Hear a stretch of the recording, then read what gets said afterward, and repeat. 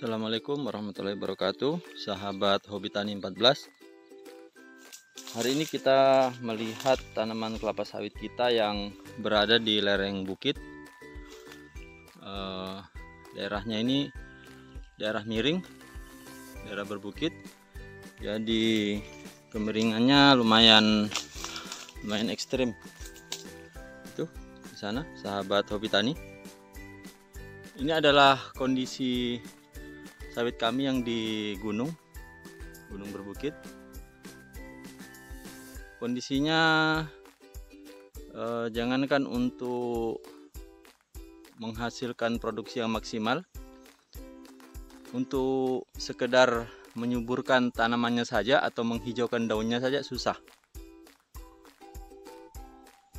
Ini sedang kami lakukan hal-hal sederhana yang mungkin ini bisa bermanfaat bagi teman-teman yang mempunyai tanaman kelapa sawit di daerah miring.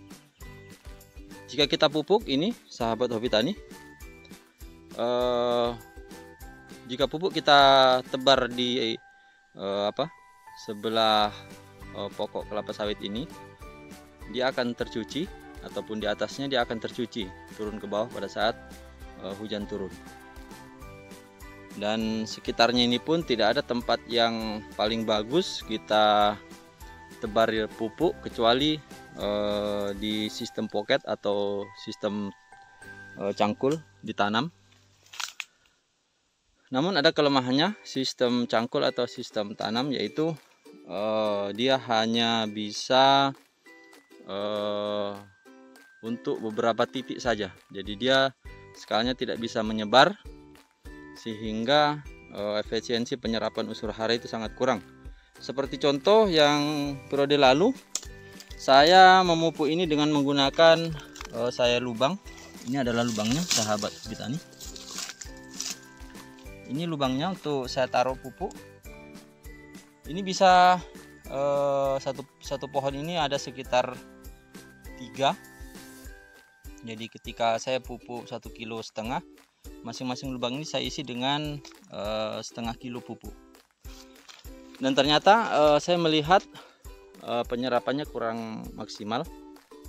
Makanya saya berinisiatif, mau tidak mau kita harus menambah teras individu dari kelapa sawit ini. Karena selain untuk tempat kita meletakkan pupuk, teras individu ini berguna untuk membantu penyerapan air yang mengalir di permukaan masuk ke dalam tanah. Seperti kita lihat di bawah sudah saya lakukan pembuatan teras individu. Jadi kalau kita hanya memupuk dengan menggunakan metode lubang, itu hanya berfungsi untuk pupuk saja, tetapi dia tidak bisa berfungsi untuk bagaimana supaya air dalam tanah ini bisa tetap tercukupi. Jadi ini sahabat hobi tani 14, ini adalah contoh dari saya sudah melakukan teras individu. Jadi bagian tanahnya yang dalam ini kita kikis keluar, kemudian kita tumpuk di dekat pohon. Harapannya apa, sahabat hobi tani 14? Harapannya kita tidak lagi memupuk dengan hanya berfokus kepada 2 atau 3 lubang saja dalam satu pohon, tetapi kita bisa menyebar atau menabur pupuk di sini. Kalau saya lihat di sini sudah, ketika dicangkul, di sini sudah penuh dengan perakaran kelapa sawit. Jadi teman-teman tidak usah khawatir. Memang ini tanah yang baru dikupas, tetapi sebenarnya akar kelapa sawit ini sudah menyebar merata di sekitar pohon kelapa sawit tersebut. Jadi walaupun kita tabur di sini, misalnya kita tabur di daerah sini, di pinggir-pinggir sini, di tebing, ketika air datang dari atas, otomatis dia akan tercuci. tercuci dan paling dia akan terserap ke sini, sahabat hobi tani.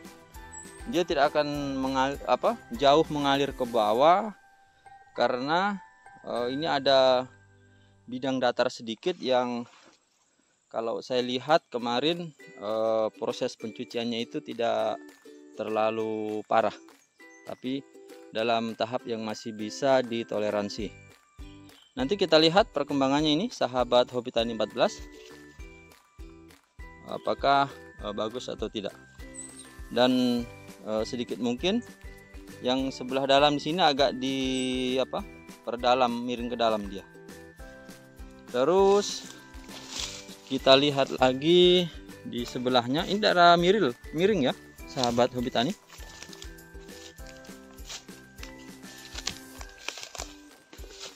Ini adalah pokok yang kedua.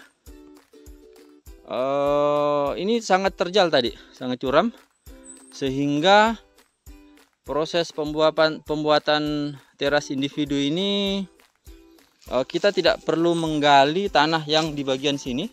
Ini tidak perlu kita gali, tetapi ini kita cukup timbun saja. Kita maksimalkan selurusan dengan pohon ini. Jadi pohon ini kita jadikan tempat menahan tanah. Kemudian kita maksimalkan yang selurusan pohon ini mengarah ke dalam. Jadi ini. Karena kalau kita gali lebih dalam, pada dasarnya tanah ini akan terus turun dan dia susah untuk penuh dan tertahan. Tetapi kalau kita langsung kikis sekitar, jadi yang kita kikis ini, sahabat hobi tani, itu arah 2 meter dari batang. Misalnya ini saya contohkan, ini sekitar 1 meter, kemudian 2 meter. Nah, pas arah 2 meter inilah yang kita kikis, sehingga tanah kikisan di atas sini itu perlahan-lahan menimbun daerah sekitar batang kelapa sawit ini, sehingga di sini akan meninggi dan di sini sedikit demi sedikit akan berkurang ketinggiannya, sehingga akan sampai pada satu titik di mana ada tanah yang sejajar yang bisa kita gunakan untuk teras individu. Ini sahabat hobi tani. Jadi bagi sahabat hobi tani yang tidak langsung bisa membuat luas, bisa dicicil ini, bisa kita buat sedikit-sedikit dulu, karena pengerjaan ini lumayan berat. Jadi kalau saya sarankan sahabat hobi tani 14, jika kita memiliki tanaman kelapa sawit pada saat dia usia kecil seperti ini harusnya dari awal waktu perakaran belum menyebar luas kemana-mana, itu kita buat tapa atau teras individu yang lebar sekalian. Kenapa seperti itu, sahabat hobi tani 14? Karena pada saat sekarang ini, jika kita lakukan pembuatan teras individu seperti ini, daerah miring, itu akarnya sudah cenderung padat. Jadi tanahnya sudah agak keras untuk kita cangkul, karena di sekitar ini sudah banyak perakaran kelapa sawit. Seperti ini contohnya.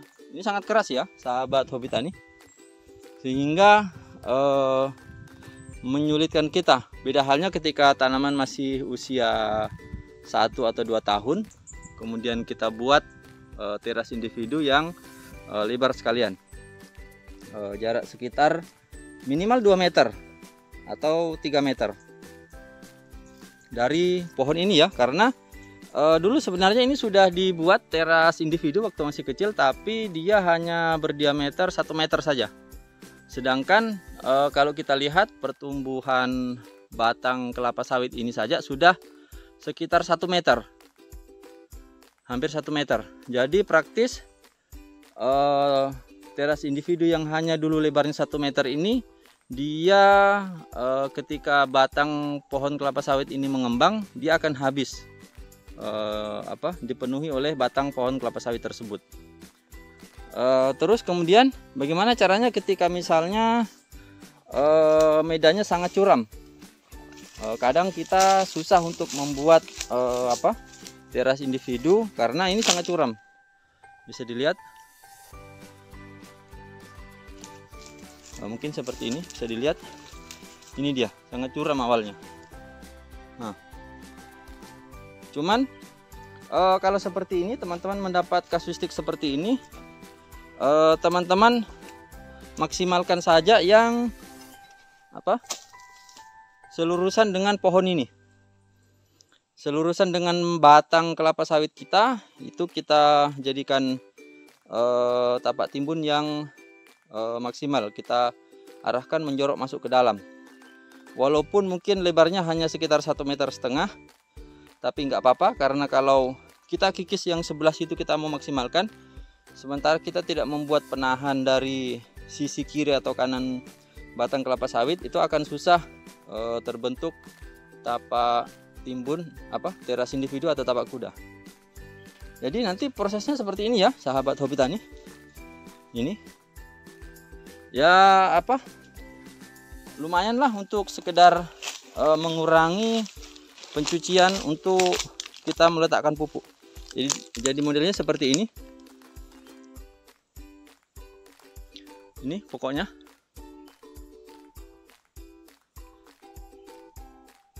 Jadi kita buat seperti ini, kita maksimalkan dulu yang ada seperti ini. Kalau teman-teman bisa membuat penahan kiri dan sebelah kiri dan sebelah kanan pohon kelapa sawit memakai pelepah, itu lebih bagus. Tapi saya pribadi kemarin belum sempat membuat, jadi saya buat sebisanya. Jadi sahabat hobi tani, pupuk bisa kita taruh di sini, dan kalaupun dia tercuci, dia akan meresap di sini bagian batang. Terus mungkin ada yang bertanya teman-teman, lalu bagaimana dengan di sekitar batang? Itu kan terkesan agak tertimbun. Apakah kalau pupuk meresap ke situ itu bisa diserap oleh tanaman karena di situ belum ada akar? Jadi jangan khawatir ya, sobat hobi tani 14. Akar kelapa sawit ini sangat sensitif dengan unsur hara. Jadi ketika di sekitar pokok ini, walaupun awalnya tidak ada akar, ketika di situ ada unsur hara, maka akar kelapa sawit tersebut akan segera menembus lapisan itu. Terbukti bahwa di lapisan-lapisan tanah yang sebelah atas ini, yang sebenarnya sangat jauh dari pohon, itu sangat banyak akar kelapa sawit. Oke, sahabat hobi tani 14, mudah-mudahan ini bermanfaat.